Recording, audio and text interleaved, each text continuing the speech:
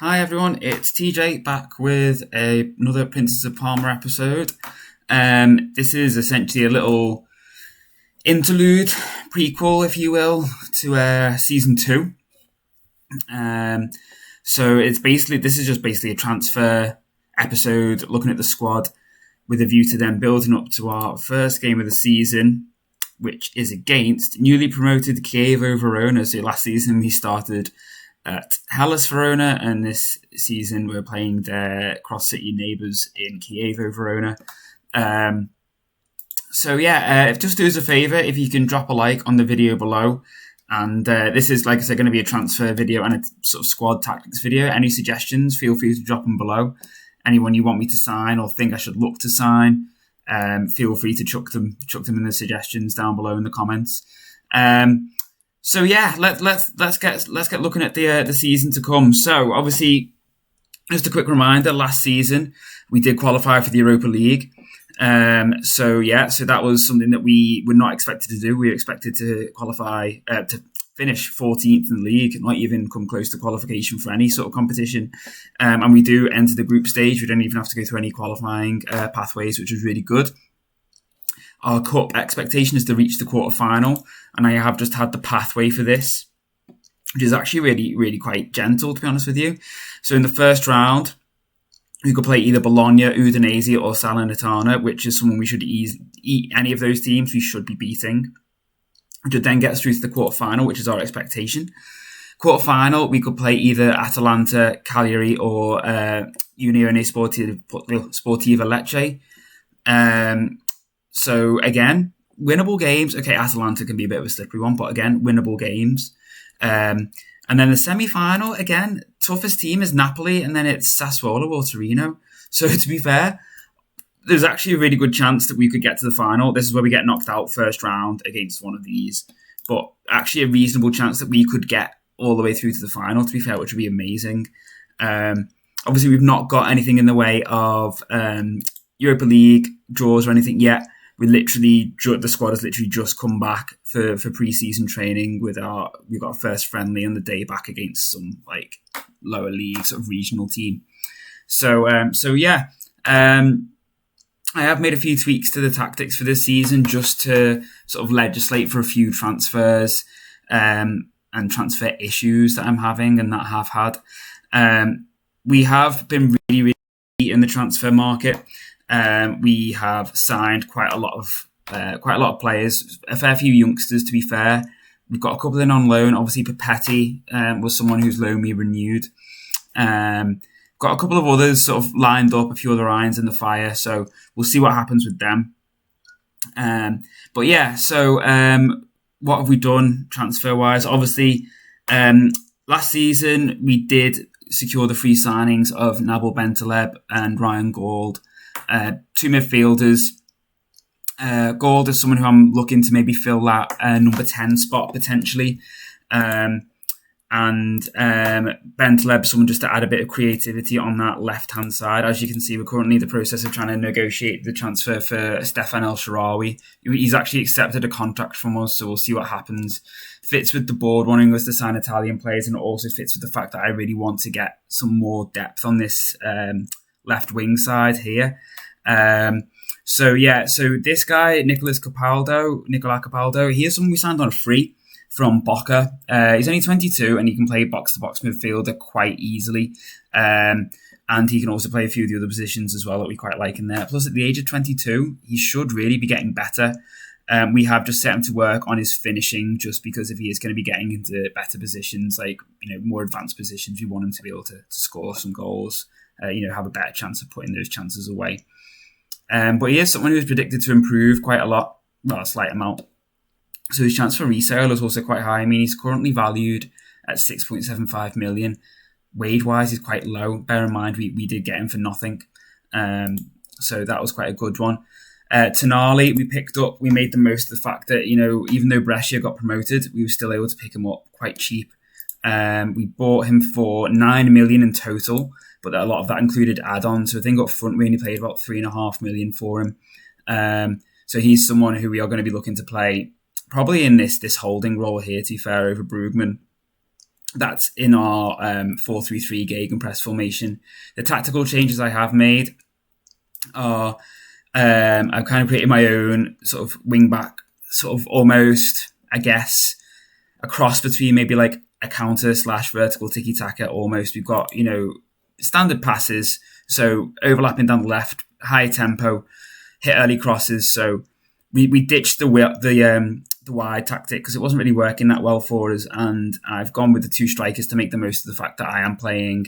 I have got a lot of strikers on the bench now, some young, a couple more experienced heads. Also got a few decent defensive options as well, which is why I've gone for the three at the back. With that won't be Tonali, that'll be Ahmet Tozic, who will be playing as a libero. A lot of his stats suit the role really well. I've just asked him to do a little bit more training on his dribbling just to make the most of that. Obviously, as you can see, everyone's still not probably come back from holiday yet.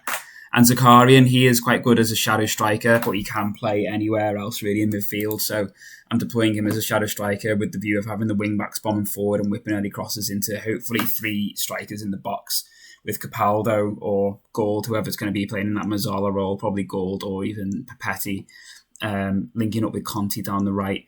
And then I have the other one is just tweaked the direct counter-attack formation, because a couple of times we used that, our strikers are getting starved, so we've added a few tweaks in there just to try and get as much service to them as possible. So the gegenpress is the one that we'll probably still look to use, but then this sort of wing-backs one, working on quick passing, quick distribution, building from the back, and then trying to play it into space down to the wing-backs for them to whip the crosses in, is what we're going to also potentially be looking to use as a backup with our counter-attacking system, following the lines of that formation, the 5-3-2, with a view to hopefully them, that being quite a familiar one, and the familiarities between the two working quite well for changes in the game, but the style should hopefully be quite subtly different. This one we can use more as an attacking style with a view to hopefully, taking the game to our opponents, whereas this one is obviously more geared towards, soaking up the pressure, hitting them on the break. We'll see how well it works. I did use a style like this on my first save of 21, which was with Charleroi. It worked really, really well for sort of 2 to 3 seasons, and then inevitably, as I managed to improve the quality of my attacking players, it didn't suit me anymore. So I then switched to a 4-3-3 or a 4-5-1, just to make the most of the attacking options I had, and it did end up with me winning the league back to back. So yeah. In regards to let's go to the transfer history. Obviously, some of these players, we were already obliged to buy. Valenti, he was already signing. That was done before us. Cornelius was also due to sign. I can't really see him fitting in, but because he's literally just signed, shipping him out is quite difficult. Andrea Conti is another one. He's going to be a good option on that wing-back role for us. I mean, look at that crossing of 14 and that pace of 15 with the stamina. He is hopefully just going to be bombing up and down. Gold, free. Capaldo, free. Tonali, obviously, as discussed, 9 million. Arsene Zakarian cost us sort of 9.5 million in total. Yusuf Kabadai, we picked up from Bayern Munich. He is a youngster. He is only 17. He is either going to be a striker or a left inside forward is his best role. But look at that finishing of 15 and his pace of 15. He's got advanced forward kind of written all over him. And Luis Carbonell from Zaragoza, he is another one. Stats don't look that great at the moment, but I've seen a couple of videos on him as well. And I mean, yes, his determination is awful, but he has the potential to really develop into a really good striker, and can be sort of worth upwards of 70 million in a few years' time. We made the most of Olling with Inter, and we did bring in Esposito because he is someone who, he is naturally a striker, but he can also play in this inside forward role. So again, I was just looking for depth for there, really. In terms of outgoing, really no offence to them, but they weren't going to really make it in the team. I'm sorry, no disrespect to you, Ahmed, Ankara, but your stats aren't just quite good enough. What we need, Matteo Darmian. He was already obliged to go to Inter. That was done before us. We did manage to shift Jovini, only for 1.3 million, but we did manage to shift him when we got his 72k wages off the books. Alessio De Cruz, he was just someone who was out on loan last season, and we managed to push him off. Hernani, Aston Villa and Flamengo came in for him. Now, obviously, he was a non-EU spot, so we did sell him just to try and free up that space. A few other fringe players we managed to sell just to build up a bit of money. That's where we're at the moment with transfers. Like I said, there's a couple of others just waiting to come over the line, but we'll see what happens there. And then, I'm filming this video on Thursday night. Now, obviously, as I advance through this transfer window, other things might happen. So there's a chance that there'll be another recording tomorrow, which will just be tagged into this video. And then we will look to then play our first game against Chievo Verona, probably tomorrow night or over the weekend. And then I'll get the videos up. Probably the transfer one will be hopefully up tomorrow or Saturday morning, and the game will also be up Saturday as well. And then I'll get working on the rest of it. We've got quite a few decent games to start off with. We've got Inter, second game of the season, then we've got Napoli and Atalanta, 5th and 6th, before we then go to Roma, before we are then home to Roma, not away to Roma. So what I'll probably do is I'll do the Chievo game, and I might even do the Inter game in one episode as well. I shall catch up with you again with a bit more news on the transfers as we progress through. What have we got before the first game? Just over 4 weeks. So I shall see you around about here. We should have just played Olympiacos, and I'll summarise the transfers, and then we'll get ourselves ready for Chievo Verona.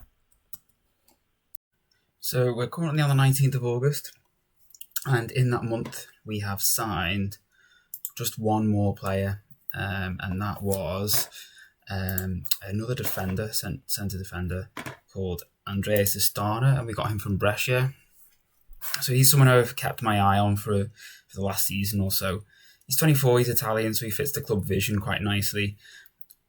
But he's basically just going to be a good backup option for us. We need the depth for competing on 3 fronts this season: the Cup, the League, and obviously the Europa League. So he is someone who I'm hoping is just going to be able to come in and fill in at centre half in those, against maybe like one of the weak Europa League teams, if we get one in our group. Maybe some of the newly promoted sides, or lower down sides in the Serie A. So we're looking at Monza, the Veronas, Crotone, Empoli, maybe even like the Cagliari. Hopefully he'll still be able to do a good job for us there. Fingers crossed. He's someone that he will develop, and we can always potentially look to sell on in the future. We are potentially going to have to loan Sakarian out, because even though he is Russian, he counts as a foreign non-EU player, which I'll be honest with you, maybe a bit of naivety on my part. I didn't think that was going to be an issue. We have sold quite a lot of South American players in Hernani, Jordan Osorio, for example, and it still doesn't seem to have really helped free up much space for him, which is a bit of a shame. We've identified this guy as a striker who we're thinking we could potentially try and bring in. He might be a good one for the future. He's Brazilian, so he's not someone we're going to be able to register straight away, and I'd be looking to probably, loan him out, get him some game time. There we go. They finally accepted a bid. Didn't take much to convince them to sell him to us. Another thing we did was we got Ranieri in as our new director of football. Director of football, stats-wise, he's not brilliant, but he's got a good reputation. He's also got a really good personality, which I'm hoping might help. He's also got good, decent world knowledge compared to the one we had previously. So hopefully, he might do some good there as a director of football for us. So I think we are just about ready to kick off with the start of our second season against Verona on Sunday. So I shall see you there in episode 2.